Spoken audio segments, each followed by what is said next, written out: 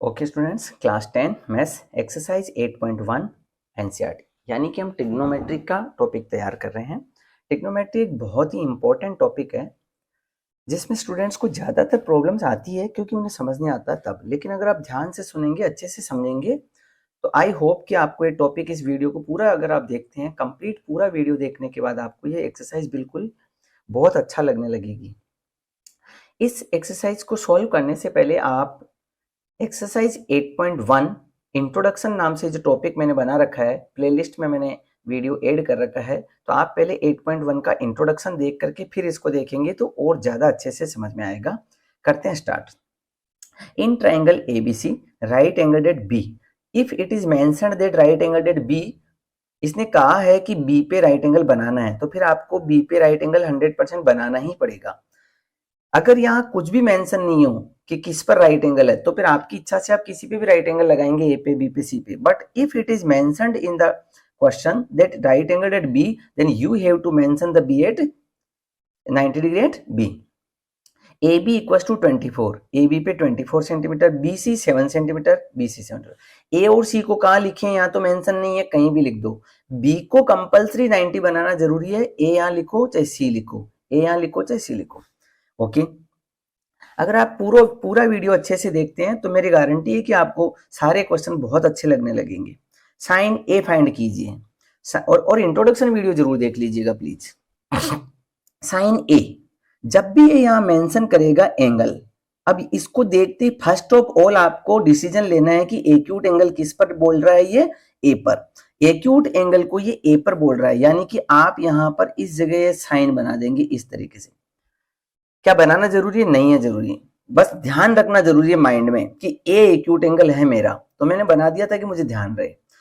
If it is mentioned that acute angle is A, then the side opposite to acute angle is always, side opposite to acute angle A is always perpendicular. यानी आपको यहां declare हो गया कि perpendicular जो आएगा वो इस वाली साइड पर आएगा, इस वाली पे, बीसी वाली पे।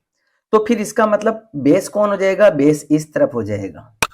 और हाइपोटेनिस तो हमेशा ही 90 डिग्री के सामने मेंशन कर दिया करो, तो हाइपोटेनिस इज AC। और परपेंडिकुलर हमेशा इस एक्यूट एंगल जहां बोलेगा, ए पे एक्यूट एंगल है तो उसके सामने वाला परपेंडिकुलर। अब आपके पास परपेंडिकुलर भी है, बेस भी है, बट हाइपोटेनिस नहीं है, तो first of all you have to find hypotenuse using the formula Pythagoras theorem. क्या होता है? Base square plus perpendicular square. Base का स्क्वायर 24 का स्क्वायर प्लस 7 स्क्वायर, ठीक है, 576 plus 49, that is 625, it means 25 centimetre. Already सारी वैल्यू सेंटीमीटर में चल रही। अब आपके पास हाइपोटेनस की वैल्यू आ चुकी है। अब तक आपके पास हाइपोटेनस की वैल्यू नहीं थी, बट अब आपने हाइपोटेनस की वैल्यू भी फाइंड कर दी है। कितनी फाइंड कर दी है आपने हाइपोटेनस की वैल्यू? अब फाइंड हो गई है आपके पास हाइपोटेनस की वैल्यू 25।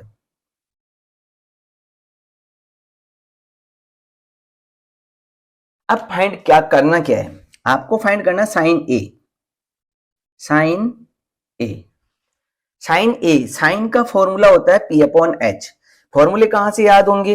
फॉर्मूले के लिए मैंने फॉर्मूले की एक शीट बना करके, वीडियो बना करके प्लेलिस्ट में ऐड कर दिया है। आप प्लेलिस्ट में जाइए और वहां से चैप्टर 8 के सारे फॉर्मूले की लिस्ट बनी है, वहां से फॉर्मूले लर्न कीजिए। तो साइन का फॉर्मूला होता है P/H। क्या मीनिंग है इसका? Perpendicular upon hypotenuse, perpendicular upon hypotenuse, ठीक है।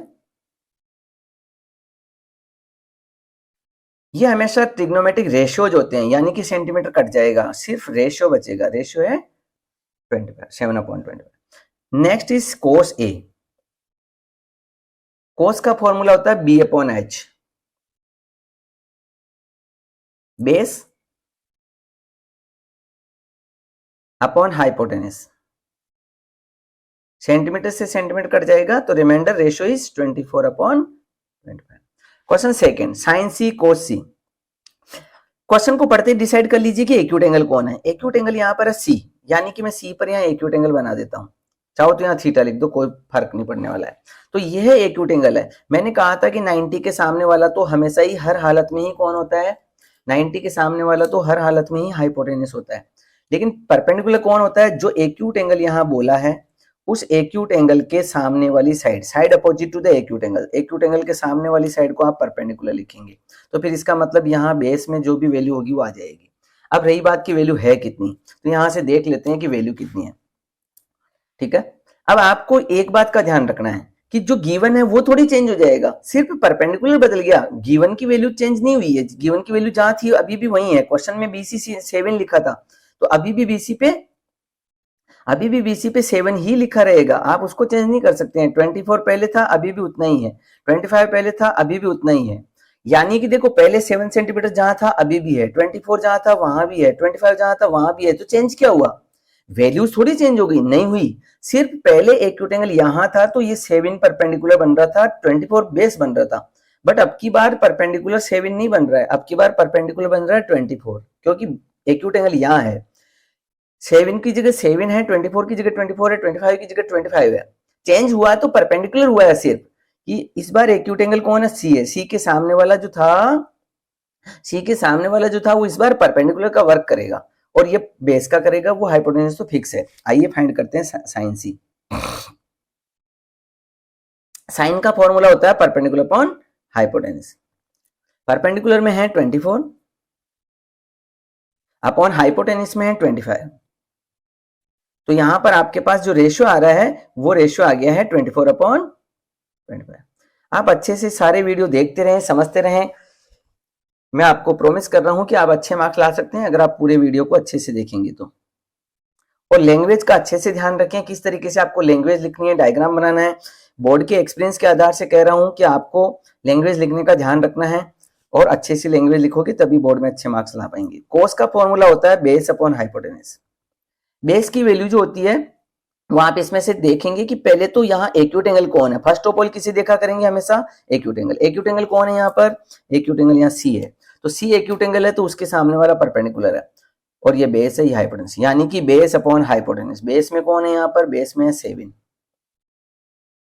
अपॉन हाइपोटेनस में कौन है 25 सेंटीमीटर। सेंटीमीटर से सेंटीमीटर कट गए हैं क्योंकि रेशियो निकालना होता है, तो ये आपका आंसर है। Question number second, find tan p minus cot r। देखो ये थोड़ा सा अच्छा क्वेश्चन आ गया, क्यों आ गया, क्योंकि एक जगह तो एक्यूट एंगल p की बात कर रहा है, जबकि दूसरी जगह एक्यूट एंगल r की बात कर रहा है। बच्चे क्या करते हैं, एक ही डायग्राम से सारा काम कर देंगे। कर दीजिए, कोई बात नहीं, एक ही डायग्राम से कर सकते हो, बिना डायग्राम के भी कर सकते हो, आपकी इच्छा है। वैल्यू दे रखी है तो लेकिन लेना पड़ेगा। लेकिन ध्यान रखें कि एक बार एक्यूट एंगल p पे काम करना है। अब चलिए डायग्राम बना लेते हैं, जो कि क्वेश्चन में गिवन है, सॉरी। तो गिवन है तो पहले सबसे पहले ये कह रहा है कि tan p, तो देखते ही पहले डिसाइड कर लो कि यहाँ P पर एक्यूट एंगल बनाना है। ओके, ये लीजिए मैंने P पर एक्यूट एंगल बना दिया, ठीक है, ये P पे एक्यूट, यानी इसके सामने वाली साइड को मुझे परपेंडिकुलर बोलना कंपलसरी है, और इसको बेस बोलना जरूरी है, और इसको हाइपोटेनस, क्योंकि ये तो 90 के सामने वाली तो हमेशा ही हाइपोटेनस होती है।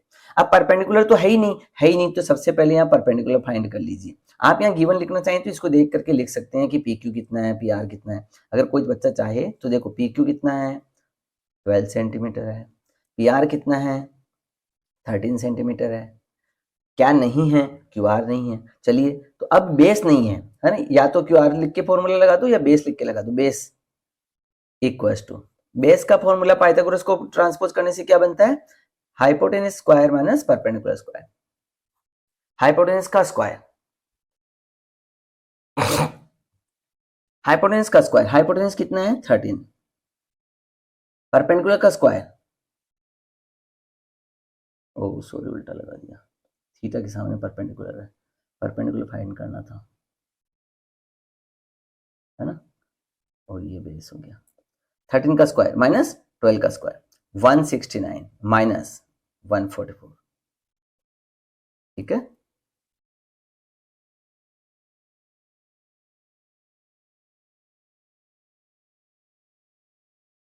अब आप बोलेंगे कि आपको फाइंड क्या करना है, आपको tan p minus cot r find करना है, tan p, ठीक है। अब आपके पास यहां जो वैल्यू आई है वो अब आपके पास आ चुकी है, कितना 5 यूनिट्स आ चुका है, 5 सेंटीमीटर, अब ये 5 आ गया। और इस डायग्राम में भी वो की वही वैल्यू रहेगी, जहां 5 है वहीं रहेगा, 13 जहां है वहीं रहेगा, 12 जहां है वहीं रहेगा, बदलेगा तो सिर्फ परपेंडिकुलर बदलेगा। चलिए सबसे पहले tan P minus cot R है, तो एक बार तो देखो टेन पी यानी कि एक्यूट एंगल पी की बात कर रहा है, इससे इससे मेरा एक्यूट एंगल पी पे बना दो, बना दिया। अब एक बार कोट आर, एक्यूट एंगल कौन सा हुआ, एक्यूट एंगल है आर, तो एक्यूट एंगल आर का मीनिंग क्या हुआ कि आप इस डायग्राम को मैंने दोबारा जानबूझ के बनाया, आप चाहे तो इसी से काम चला ले, लेकिन मन में सोचना पड़ेगा कि आर का मतलब यहाँ परपेंडिकुलर हो जाएगा, बट मैंने नया बना दिया। 12 जहां वहीं लिखोगे, 5 जहां वहीं लिखोगे, 13 जहां वहीं लिखोगे, बट एक्यूट एंगल किस पे बना देना, आर पे बना देना। तो इसका मतलब यहां परपेंडिकुलर हो जाएगा, यहां बेस हो जाएगा, और वो हाइपोटेन्यूज तो फिक्स है। आइए क्वेश्चन सोल्व करते हैं। First of all tan P, tan का फॉर्मूला होता है perpendicular upon base, perpendicular upon base, minus cot R, cot का फॉर्मूला होता है बेस अपॉन परपेंडिकुलर। परपेंडिकुलर की वैल्यू देख के लिखो, लेकिन कौन से डायग्राम से लिखोगे, इससे या उससे, अरे भाई जिसमें एक्यूट एंगल पी है उस वाले डायग्राम को देख के परपेंडिकुलर अपॉन बेस लिखो, जिसमें एक्यूट एंगल पी है उसको, यानी कि इसको देखो, और परपेंडिकुलर अपॉन बेस का आंसर लेके आओ, तो 5/12 हो गया। अब बेस अपॉन परपेंडिकुलर लेके आओ किससे, कोट आर के लिए, कोट आर जिसका एक्यूट एंगल आर है ना, अब एक्यूट एंगल आर किसका है, ये रहा, एक्यूट एंगल आर लगा रखा है, इस डायग्राम में से बेस अपॉन परपेंडिकुलर लेके आओ, बेस अपॉन परपेंडिकुलर, ठीक है। अब इसको सोल्व कर दीजिए, सोल्व कर दिया, ये तो कट गए सारे, तो आंसर आ गया आपके पास tan P minus cot R का आंसर आ गया 0। तो इस प्रकार से आप क्वेश्चन को सोल्व इजीली कर सकते हैं। Question third, if sine A equal to 3/4, देखो साइन ए, ये ए बोला, यहाँ A sine A, acute angle का मेंशन पहले कर लो, साइन ए बोला, यानी कि यहाँ पे इस जगह एक्यूट एंगल बोला 3/4। अब पहले तो ये बोलो कि साइन ए जो है वो आपको दे रखा है 3/4, लेकिन साइन का फॉर्मूला तो मैं पहले से ही जानता हूं कि साइन का फॉर्मूला P/H होता है, यानी कि परपेंडिकुलर अपॉन हाइपोटेन्यूज होता है। अब यहां मैं लिख दूंगा कि परपेंडिकुलर 3 है, लेकिन ये रेशियो है, वैल्यू नहीं है सेंटीमीटर में, इसमें तो सेंटीमीटर थे, तो सेंटीमीटर बनाने के लिए हम क्या करेंगे, इसको यहां लिख देंगे 3x, लेट लिख सकते हो, लेट 3x, और ये हो गया 4x। अब ये सेंटीमीटर में कन्वर्ट हो गया, या मीटर में कन्वर्ट हो गया, यूनिट्स में कन्वर्ट हो गया, यूनिट शब्द का इस्तेमाल कर सकता हूं, यानी इसका मतलब परपेंडिकुलर में 3x लिख दीजिए। थीटा कौन है, यहाँ ए है, ए के सामने वाला कौन होता है, परपेंडिकुलर होगा, परपेंडिकुलर में कितना लिखने की कह रहे हो, 3x, ये हो गया बेस, ये हो गया हाइपोटेनिस। अब परपेंडिकुलर में 3x लिख दीजिए, हाइपोटेनिस के अंदर 4x लिख दीजिए। अब आपके पास बेस नहीं है, तो सबसे पहले तो आप बेस फाइंड कर लो। बेस का फॉर्मूला होता है हाइपोटेनिस का स्क्वायर माइनस परपेंडिकुलर का स्क्वायर, तो बेस का आंसर आपके पास आ रहा है हाइपोटेनिस का स्क्वायर 4x का स्क्वायर, परपेंडिकुलर का स्क्वायर 3x का स्क्वायर, तो कितना हो गया, 4 4 16x square minus 9x square, तो 16 में से 9 गए तो 7x स्क्वायर, या फिर मैं यहीं पे लिख दूं कि बेस का आंसर जो आ रहा है x√7 आ रहा है।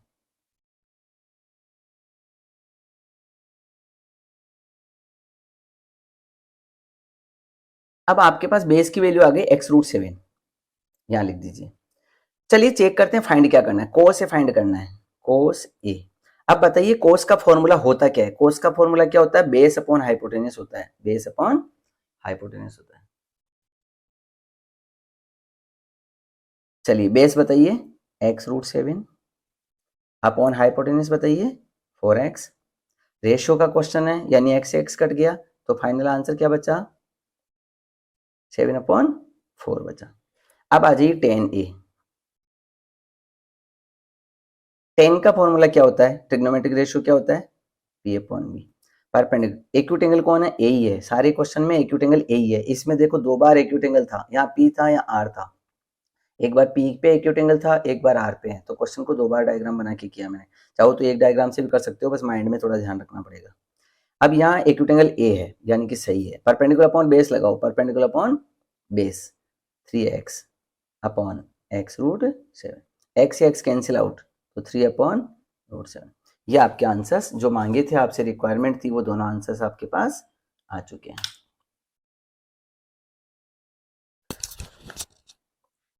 Question 4, given 15 cot A equal to 8। 15 cot A equal to 8। पहले इस क्वेश्चन को आप ट्रांसपोज करके रेशियो फाइंड करो, तो यहाँ कोट ए की वैल्यू कितनी हो जाएगी, कोट ए इक्वल टू 8/15। देखो पहले किसको लिखा जाएगा, इधर आरएचएस वाले 8 को, फिर इस 15 को लिखोगे। अगर किसी ने 15/8 लिख दिया तो रॉन्ग हो जाएगा। देखो यही एक्सपीरियंस का अंतर है, मैं आपको ध्यान से समझाने की कोशिश कर रहा हूँ कि आपका एक नंबर भी नहीं कटे, आपसे रॉन्ग नहीं हो। मुझे मालूम है कि वीक बच्चा कहाँ मिस्टेक करता है। चलिए ये रेशियो बन गया। अब आप बताइए कि कोट का रेशियो होता क्या है। कोट का ट्रिग्नोमेट्रिक रेशियो का फॉर्मूला क्या होता है, कोट का होता है B/P, यानी बेस अपॉन परपेंडिकुलर। तो यहां आप इसकी वैल्यू सपोज कर लीजिए, इसका वैल्यू हो गया 8x, है ना। आप लेट लगा सकते हो, सॉरी यहाँ लेट 8x, ये 15x हो गया। और अच्छा लिखना चाहो तो यहाँ लिख सकते हो let base equal to 8x, perpendicular equal to 15x। नीचे और अच्छी लिंक, थोड़ी सी मुझे लैंग्वेज कम इसलिए लिखनी पड़ती है कभी कभी, क्योंकि जगह का प्रॉब्लम रहता है। आइए स्टार्ट करते हैं। अब आपके पास यहाँ पर एक्यूट एंगल किस पर बोला है, एक्यूट एंगल बोला है ए पर, यानी यहाँ आपका एक्यूट एंगल है। तो इसका मीनिंग हुआ कि इसके सामने वाला यहाँ परपेंडिकुलर हो जाएगा, यहाँ पर आपके पास बेस हो जाएगा, यहाँ पर आपके पास हाइपोटेनस हो जाएगा। अब यहाँ देखिए बेस की वैल्यू है 8x और परपेंडिकुलर की वैल्यू है 15x, और हाइपोटेनस की वैल्यू आपके पास अवेलेबल नहीं है। तो आप यहाँ से हाइपोटेनस की वैल्यू निकाल लीजिए। हाइपोटेनस का फॉर्मूला होता है perpendicular square plus base square, या base square plus perpendicular square.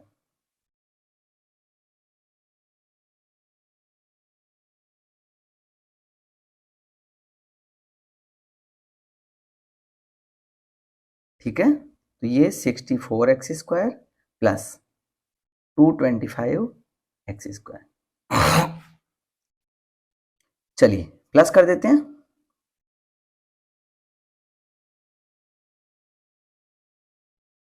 अब यहां जब इसका रूट फाइंड करेंगे 289 का रूट, तो एक्स स्क्वायर का तो एक्स हो जाएगा, और 289 किसका होता है, 17 का होता है। 17 या 289। कई बच्चों को रूट निकालना नहीं आता है, तो उसके लिए मैं एक वीडियो डाल दूंगा, स्क्वायर रूट निकालना सिखा दूंगा, उसके लिए एक वीडियो डाल दूंगा। तो 289 जो है प्राइम फैक्टराइजेशन करेंगे और दो दो का पेयर बनाएंगे, तो 17 आंसर आ जाएगा। यानी कि यहाँ आपके पास 17x आंसर आ रहा है। अब आपके पास हाइपोटेनस की वैल्यू हो गई है 17x। चलिए अब वर्क करना क्या है, करना है साइन ए फाइंड करना। बहुत अच्छी एक्सरसाइज है, बहुत इजी एक्सरसाइज है, और सच कहूं तो एक क्वेश्चन डेफिनेटली 100% गारंटी के साथ एक क्वेश्चन जो है इस बेस पर, एनसीईआरटी का जरूर नहीं है, बस ऐसा का ऐसा बेस पर एक क्वेश्चन जरूर आता है। साइन का फॉर्मूला होता है परपेंडिकुलर अपॉन हाइपोटेनस। परपेंडिकुलर का वैल्यू है यहाँ पर 15x और हाइपोटेनस की वैल्यू है 17x, जिसमें से आप x कैंसिल आउट कर देंगे क्योंकि आपको रेशियो फाइंड करना है। तो यहाँ पर आंसर हो गया। फिर आता है सेक ए। सेक का फॉर्मूला क्या होता है, ट्रिग्नोमेट्रिक रेशियो क्या होता है, कोस का जस्ट इनवर्स होता है। कोस का होता है B/H, तो सेक का हो गया H/B। H/B, H का मतलब है 17x एंड बेस का मतलब है 8x। तो x cancel out, then reminder is, ये आपका क्वेश्चन नंबर 4। बहुत इजी एक्सरसाइज है। क्वेश्चन 5 कहाँ रह गया, अच्छा लिखना भूल गया होंगे, ओके नो प्रॉब्लम। 6 कर देते हैं। If A and B are acute angles, A and B, आप देखो क्वेश्चन को बहुत अच्छे से पढ़ना है ना। यहाँ लिखा है acute angle, A and B are acute angles, यानी इनको एक्यूट में लिखना जरूरी है, कहीं राइट पे मत लिख देना किसी को। A और B दोनों एक्यूट पे जाने चाहिए, A और B एक्यूट पर जाने चाहिए, 90 पर नहीं जाने चाहिए, ठीक है। 90 पर तो C आएगा। Such that cos A equal to, देखो ये दोनों एक्यूट एंगल है A एंड B, ये भी एक्यूट एंगल है, ये भी एक्यूट, यानी कि ये A और B यहाँ नहीं आ सकता, यहाँ 90 आएगा तो C आएगा। cos A equal to cos B, है ना, because A and B are acute angles, therefore angle C equal to 90। तो फिर इसका मतलब C पे 90 पक्का आएगा। अब आ जाइए आप यहाँ पे, गिवन क्या है, cos A equal to cos B given है, cos A equal to cos B, ये गिवन में मिला आपको। अब cos A बोला, यानी एक्यूट एंगल यहाँ A बोला और यहाँ एक्यूट एंगल B बोला, तो अब इसमें जो वैल्यू लाओगे वो ए पर एक्यूट एंगल लगा कर लाओगे। जैसे यहां लाओगे तो एक्यूट एंगल जो है वो यहां लगाओगे, यहां, ठीक है, यहां, और फिर इसकी वैल्यू यहां लाओगे। बट यहां बोल रहा है कोस बी, तो बी पे एक्यूट एंगल लगाने की बोल रहा है, यहां पर लगाने की बोल रहा है एक्यूट एंगल। अब ध्यान दीजिए कि इसमें फर्क क्या पड़ गया, फर्क तो बहुत ज्यादा पड़ गया। जहां एक्यूट एंगल लगाओगे उसके सामने वाली साइड को मैंने कहा था आप परपेंडिकुलर बोलोगे, ये हाइपोटेनस 90 के सामने वाली, और ये बेस हो जाएगा। अब इसी तरीके से जब इसमें आओगे तो थीटा कहाँ लगाया आपने एक्यूट, यहाँ बी पे, तो उसके सामने वाली को परपेंडिकुलर बोलते हैं, एक 90 के सामने वाली को हाइपोटेनस बोलते हैं, और तीसरी जो बच गई वो बेस हो गई। यानी सारा खेल तो एक्यूट एंगल लगाने का है, अगर वो रॉन्ग लग गया तो आंसर भी रॉन्ग हो गया। अब कोस ए का, कोस का फॉर्मूला होता क्या है, कोस का फॉर्मूला होता है बी अपॉन एच, यहां भी बी अपॉन एच। लेकिन बात ये चल रही है कि बेस जिसका एक्यूट एंगल ए है उस वाली में से बेस अपॉन हाइपोटेनस लेके आओ, जिसका एक्यूट एंगल ए है उसमें से बेस अपॉन हाइपोटेनस लेके आओ। बेस की वैल्यू है ए सी, हाइपोटेनस की है A B, A C upon A B. अब इसमें आ जाओ, जिसका एक्यूट एंगल बी है उस डायग्राम में से आप बेस अपॉन हाइपोटेनस की वैल्यू लेके आओ, base upon hypotenuse. A B से ए बी कैंसिल आउट हो गया, तो आपके पास फाइनल आंसर क्या आ गया, यहां से आपके पास आंसर आ गया ए सी इक्वल टू बी सी। अब एक बात सोचो आप, चाहे इस डायग्राम में सोचो चाहे इसमें सोचो, कि यहां बोल रहा है A C equal to B C, A C equal to B C. अरे भाई हमने क्लास 9th में पढ़ रखा है, किसी एक ट्राइंगल में, दो में नहीं, किसी एक ट्राइंगल में, देखो हर चीज बारीकी से बता रहा हूं, आप अगर मेरी बातों को गौर से सुनेंगे ना तो आपको एक नंबर भी नहीं खराब होने जाएगा, आपका एक नंबर भी खराब नहीं होगा। किसी एक ट्राइंगल में, दो में नहीं, किसी एक ट्राइंगल में अगर दो साइड इक्वल हो जाए तो उनके सामने के एंगल भी इक्वल होते हैं। कन्वर्स ऑफ आइसोसेलेस प्रॉपर्टीज के, आइसोसेलेस प्रॉपर्टी के नाम से आपने पढ़ रखा है। A C equal to B C, A C equal to B C, यानी दोनों इक्वल है। अरे दो इक्वल है तो फिर तो सामने के एंगल भी इक्वल होंगे। इसके सामने कौन है बी, इसके सामने कौन है ए, तो angle A equal to B, और वही तो आपको लाना था। Because two sides are equal of a triangle are equal, therefore AC equal to BC, AC के सामने एंगल B और इसके, तो यानी कि एंगल A इक्वल है, कैमरे में आ रहा है या नहीं आ रहा है, तो angle A equal to angle B, और यही आपको प्रूव करना था। तो इस तरीके से आप आराम से यहां पर बड़ी इजीली आप इस क्वेश्चन को यहां प्रूव कर चुके हैं, ठीक है। तो ये आपका, चलिए देखते हैं next. If cot theta equal to 7/8, cot का फॉर्मूला क्या होता है, बेस अपॉन परपेंडिकुलर, ठीक है, यहां लगा देंगे। लेकिन इस बार देखो एक बात बताता हूं, अगर आपने मेरी फॉर्मूले की सीट को पूरा पढ़ लिया है, रट लिया है, अच्छे से समझ लिया है, सारे फॉर्मूले चैप्टर 8 के लाइन हो गए, तो जरूरी नहीं है कि इस क्वेश्चन को आप ऐसे ट्रिग्नोमेट्रिक रेशियोज की हेल्प से सोल्व करो। अगर ये इजीली किसी और मेथड से सोल्व हो रहा है तो आप कर सकते हैं, अलाउ है। तो इसलिए मैं इस क्वेश्चन को किसी और मेथड से सोल्व कर रहा हूँ, ट्रिग्नोमेट्रिक रेशियो से सोल्व नहीं कर रहा हूँ, जो इजी पड़ रहा है उससे सोल्व कर रहा हूं। तो चलो सुनो, first question, 1 plus sine theta 1 minus sine theta, जिसका मतलब हो गया a plus B A minus B, एक एल्जेब्रिक आइडेंटिटी बन गई, a plus B A minus B. देखो एक आइडेंटिटी होती है a plus B A minus B, जिसका आंसर होता है a square minus B square, ये फॉर्मूला होता है। तो फिर यहाँ लग रहा है ना 1 plus sine theta 1 minus sine theta, a square minus B square, तो इसका आंसर आ गया इसकी जगह a square minus B square, a square यानी 1 का स्क्वायर, b स्क्वायर यानी साइन थीटा का स्क्वायर। तो यहाँ पर देयरफॉर अब आपका यहाँ से आंसर क्या बन रहा है, 1 plus sine theta into 1 minus sine theta का आंसर बन रहा है a square minus B square. नीचे भी वही सेम, डिनोमिनेटर में भी सेम आइडेंटिटी लग रही है, 1 plus cos theta 1 minus cos theta, यानी कि 1 का स्क्वायर माइनस कोस थीटा का स्क्वायर। अब इसको आप सोल्व कर लीजिए, 1 का स्क्वायर 1 होता है, माइनस साइन थीटा का होल स्क्वायर होता है ना, उसको कैसे लिखते हैं, साइन थीटा स्क्वायर नहीं लिखते हैं, उसको ऐसे लिखते हैं, ऐसे, sine square theta, sine theta का whole square mean sine square theta upon, sorry 1 minus cos square theta. अब देखो जिन लोगों ने फॉर्मूला शीट लर्न कर ली है, तो ट्रिग्नोमेट्रिक रेशियो से सोल्व नहीं कर रहा हूं, फॉर्मूलों से सोल्व कर रहा हूं। 1 minus sign square theta, trigonometric identity बन रही है जिसका आंसर होता है कोस स्क्वायर थीटा। ये भी एक ट्रिग्नोमेट्रिक आइडेंटिटी है, 1 minus cos square theta equal to sine square theta.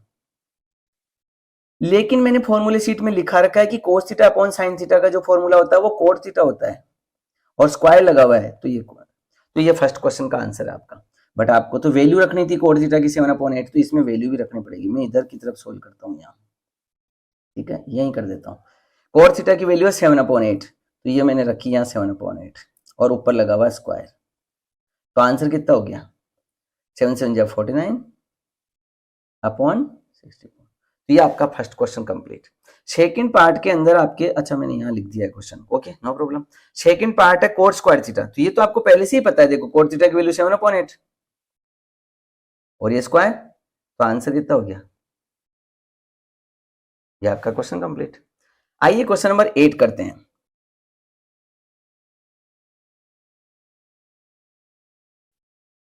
Question number 8, if 3 cot A equals to 4, check whether 1 minus tan square upon 1 plus tan square equals to this। आपको check करना, given में क्या मिला, 3 cot A, acute angle कौन है, ए पर acute angle है, यहाँ पर एक्यूट एंगल है। एक्यूट एंगल है मीन्स यहाँ परपेंडिकुलर होगा, यहाँ बेस होगा, तो यहाँ हाइपोटेनस होगा। अब इसको ट्रांसपोज कीजिए, 3 cot A इक्वल्स टू 4। अब इसको ट्रांसपोज करें तो आपके पास आंसर बन रहा है cot A इक्वल्स टू 4/3। अगर आप इसका फॉर्मूला जानते हैं तो कोट का फॉर्मूला होता है b/p, यानी इसका मतलब बेस में हो गया 4x अपॉन 3x। बेस में 4x लिख दीजिए, परपेंडिकुलर में 3x लिख दीजिए। अब रहा हाइपोटेनिस, तो हाइपोटेनिस निकालने के लिए आप क्या करेंगे, बेस का स्क्वायर प्लस परपेंडिकुलर का स्क्वायर। बेस का square 4x square plus 3x square, यानी कि हाइपोटेनिस का आंसर आपके पास कितना आ रहा है, यहां से 4 4 16, 3 9, तो टोटल हो गया 25x स्क्वायर। यानी कि हाइपोटेनिस का जो मीनिंग है आपके पास वो है 5x। अब आपके पास यहां पर 5x आ चुका है, इस जगह आपके पास 5x आ गया। अब स्टार्ट कीजिए आपके क्वेश्चन को। पहले मैं LHS को सोल्व करता हूं। LHS 1 minus tan square A upon 1 plus tan square A, 1 minus tan A का फॉर्मूला क्या होता है, P/B, परपेंडिकुलर अपॉन बेस। तो P/B का मतलब हो गया 3x/4x। आप सीधा 3/4 भी लिख सकते हैं, रेशियो भी लिख सकते हैं डायरेक्टली, जरूर नहीं है कि आप x लगाएंगे ही लगाएंगे, बिना x के लिख दीजिए, राइट है, का whole square. 1 plus tan square है, 1 प्लस tan स्क्वायर है, tan स्क्वायर है का मतलब कितना हो गया, वापस यहां सोल्व करेंगे, इसका पहले स्क्वायर सोल्व करेंगे,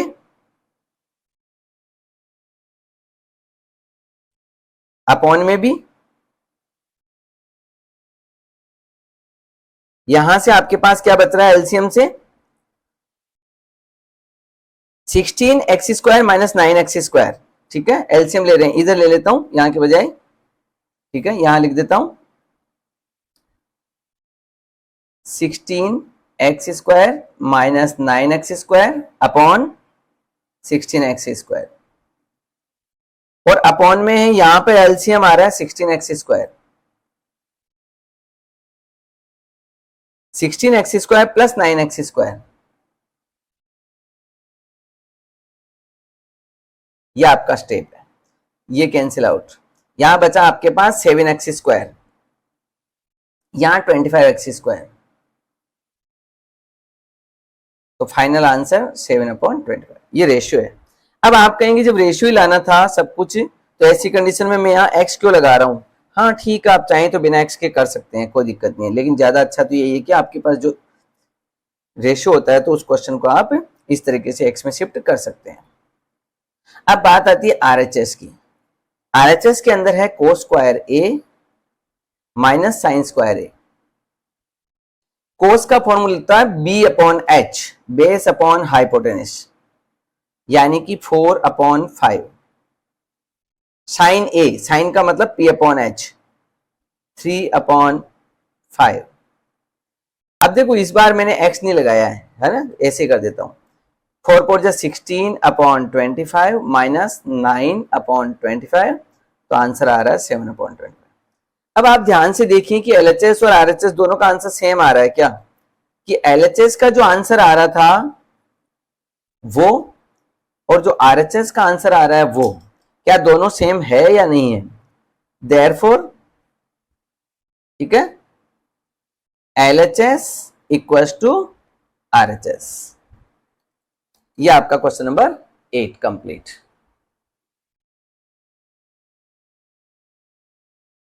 question number 9, in triangle ABC right angle at B पे राइट एंगल बना दीजिए। tan A equal to 1/√3 tan A, ठीक है, मैं यहां सोल्व करता हूं। tan A इक्वल टू 1/√3, इसका मीनिंग ये हुआ कि परपेंडिकुलर में 1 है और परपेंडिकुलर अपॉन बेस, परपेंडिकुलर में कौन है 1 और बेस में कौन है √3, तो परपेंडिकुलर में आप 1 लिख दीजिए। अब यहाँ एक्यूट एंगल किस पर है, ए पर है, ए के सामने वाले को क्या कहेंगे, परपेंडिकुलर को कहेंगे, परपेंडिकुलर बेस हाइपोटेनस।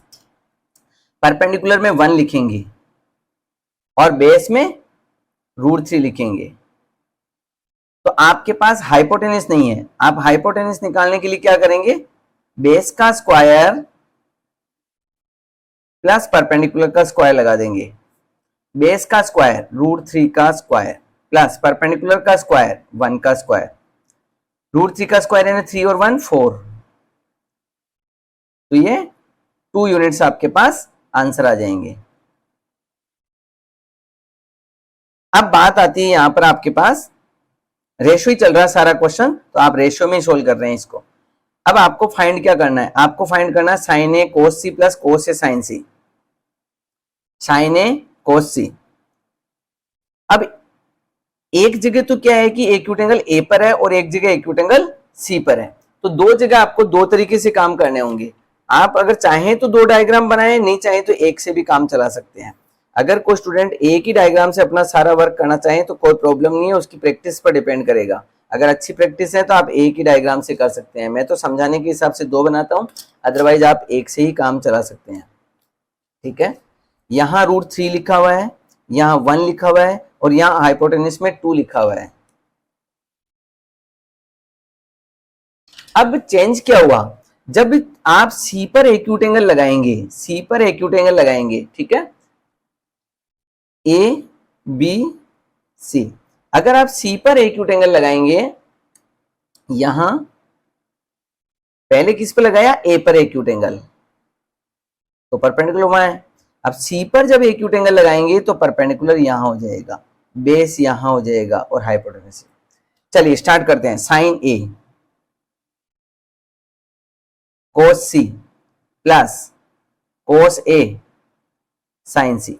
साइन ए, साइन का फॉर्मूला होता है P/H, P/H, लेकिन ए जिसमें एक्यूट एंगल है उसमें से P/H की वैल्यू लेके आना है। जिसमें एक्यूट एंगल ए है उस डायग्राम में से P/H, P/H।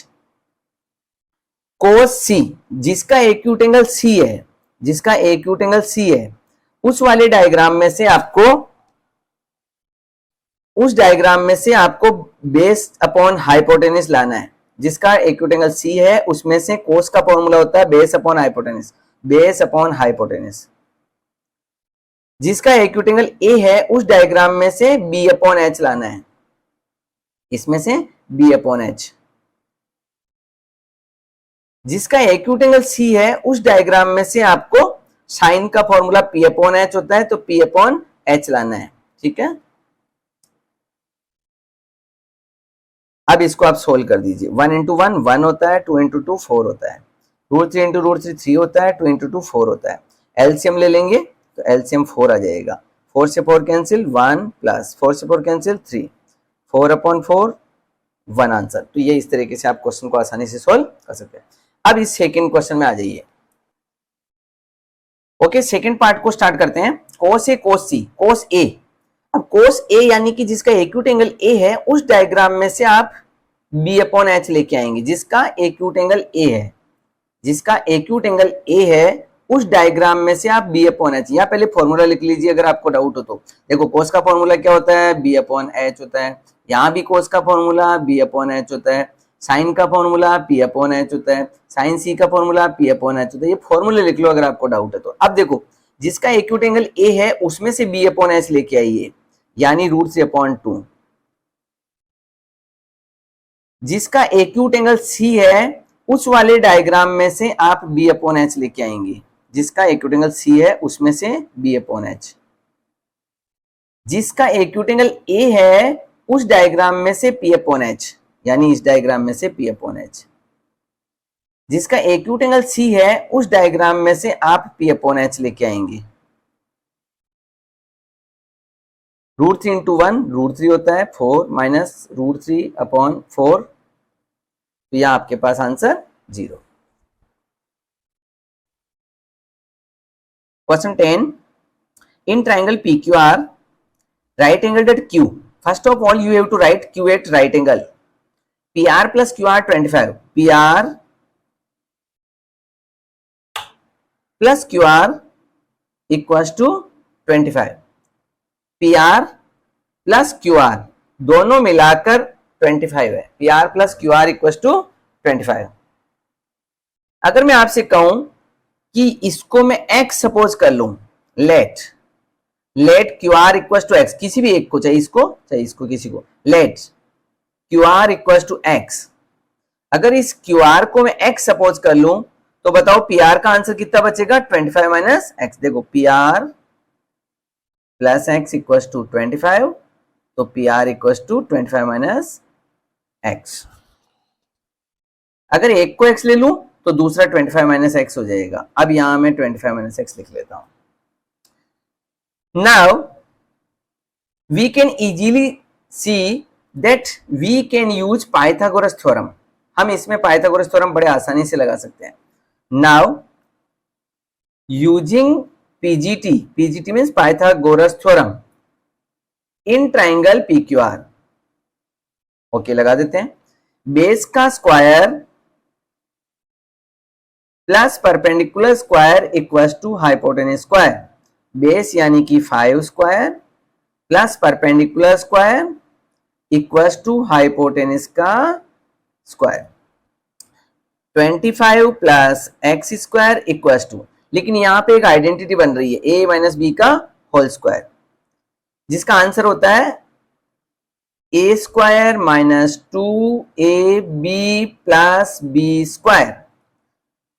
25 plus X square equals to, 25 का होल स्क्वायर कितना होता है 625।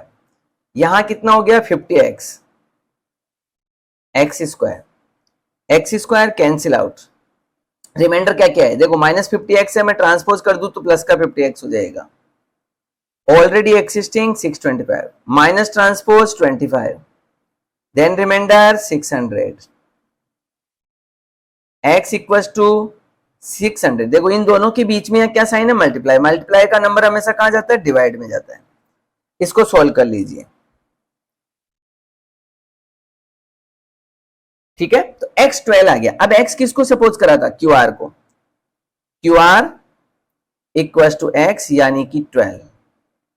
अब बच गया आपके पास ये RP वाला, PR वाला, ठीक है। PR कितना था 25 minus x, 25 minus x, 25 minus x, x कितना है 12, तो आंसर कितना आ गया 13। ये आपके पास। अब देखिए कि आपको फाइंड क्या करना था, determine sine p cos p tan p। आपको फाइंड करना है sine p cos p tan p। अब इसको सोल्व करने के लिए देखो मैं इधर थोड़ी सी जगह का यूज लेता हूं, इस तरफ, ठीक है।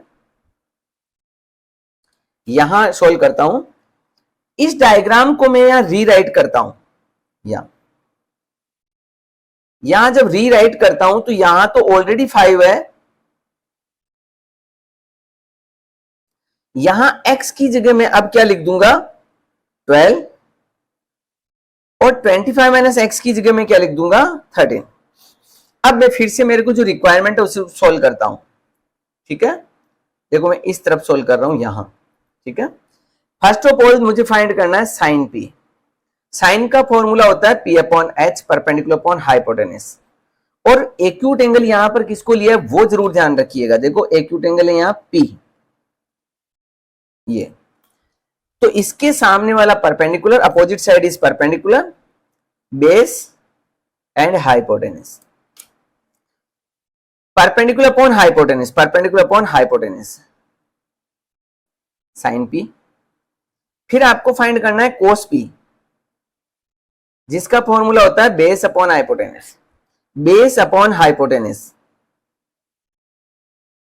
टेन पी फाइंड करना है, जिसका फॉर्मूला होता है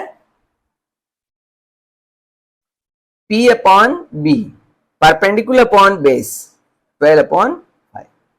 यह आपका क्वेश्चन नंबर 10 कंप्लीट होता है। अब लास्ट एंड फाइनल 11 क्वेश्चन करते हैं। क्वेश्चन 11 सोल्व करते हैं। स्टेट वेदर ट्रू और फॉल्स। यहां मैं थोड़ा रफ वर्क कर लेता हूं। Value of 10 is always less than 1। 10 की वैल्यू हमेशा 1 से कम होती है, ऐसा कह रहा है। 10 की वैल्यू हमेशा 1 से कम होती है। नहीं, 10 की वैल्यू अगर आपने टेबल लर्न करी हो तो देखो 10 की वैल्यू एक 0 होती है, 30 डिग्री के ऊपर जो है वो 1/√3 होती है, फिर 45 डिग्री पे 1 होती है, फिर 60 डिग्री पे √3 होती है, और √3 की वैल्यू तो 1.73 होती है। तो 1 से कम कहां हुई? नहीं तो हुई, बिल्कुल नहीं हुई। यानी कि 10 की वैल्यू लेस देन 1 होती है, नहीं होती है, तो फॉल्स आ जाएगा। Sec A 12/5 for some value of A. क्या 12/5 शेक की कोई ना कोई कभी ना कभी वैल्यू हो सकती है क्या? देखो शेक जो होता है ना, वो सबसे बड़ी बात क्या होती है कि सेक का फॉर्मूला होता है आपके पास कोस का इनवर्स यानी कि h अपॉन बी होता है, h upon B. h upon B का मतलब क्या हुआ कि हाइपोटेनस यहाँ न्यूमरेटर में है। न्यूमरेटर हमेशा वैसे हाइपोटेनस जो होती है वो लॉन्गेस्ट साइड होती है, तो यहाँ लॉन्गेस्ट साइड लिख रहा है, वो भी यही कह रहा है कि लॉन्गेस्ट साइड न्यूमरेटर में हो सकती है। हाँ बिल्कुल हो सकती है ये वैल्यू। क्यों? क्योंकि न्यूमरेटर ग्रेटर लिखा है और फॉर्मूला भी ग्रेटर ही होता है, यानी कि h अपॉन बी यानी h यानी कि greater. Third question, cos A is the abbreviation used for। ये कह रहा है ये जो cos है, ठीक है, एब्रीविएशन यूज फॉर कोसिकेंट। इसका कोसिकेंट होता है, जबकि आपको पता है कोसाइन होता है, कोसाइन। कोसिकेंट होता ही नहीं है, कोसाइन होता है। कोसाइन होता है तो कोस आता है, यानी कि फॉल्स आएगा, ठीक है, कोसिकेंट नहीं आएगा, कोसाइन आएगा। जबकि ये कोसिकेंट कह रहा है तो कोसिकेंट नहीं हो सकता, नहीं हो सकता है। Cot A is the product of cot and A. ये कह रहा है कि इनका मतलब होता है कि बीच में प्रोडक्ट आएगा। मैंने तो इंट्रोडक्शन में बताया कि ये प्रोडक्ट कभी नहीं होता है, तो फॉल्स है। इन दोनों का मीनिंग कभी प्रोडक्ट नहीं होता है, false. Sine theta equal to 4/3 for some value for some angle theta. क्या थीटा के किसी न किसी एंगल पे ये ट्रू हो सकता है क्या? देखो ये कह रहा है साइन थीटा की बात कर रहा है, और साइन थीटा का जो फॉर्मूला होता है वो पी अपॉन एच होता है। अगर P अपॉन एच यानी कि डिनोमिनेटर में h आ रहा है, यानी कि हाइपोटेनस आ रहा है, और हाइपोटेनस तो लॉन्गेस्ट साइड होती है, ठीक है, तो क्या ऐसा पॉसिबल है ये वैल्यू हो सकती है? कि ये वैल्यू कभी भी नहीं हो सकती है। क्यों? क्योंकि साइन थीटा में तो हमेशा ही अपॉन में h आता है, और h तो हमेशा ही लॉन्गेस्ट साइड है, तो ये 4/3 तो कभी नहीं हो सकता। अगर ये 3/4 होता तो फिर भी ये पॉसिबल हो सकता था। तो ये हमारी एक्सरसाइज 8.1 कंप्लीट होती है। Thanks for watching. Please like share and subscribe. Video को लाइक करें, अपने फ्रेंड्स को शेयर करें, चैनल को सब्सक्राइब करें। Thanks a lot again.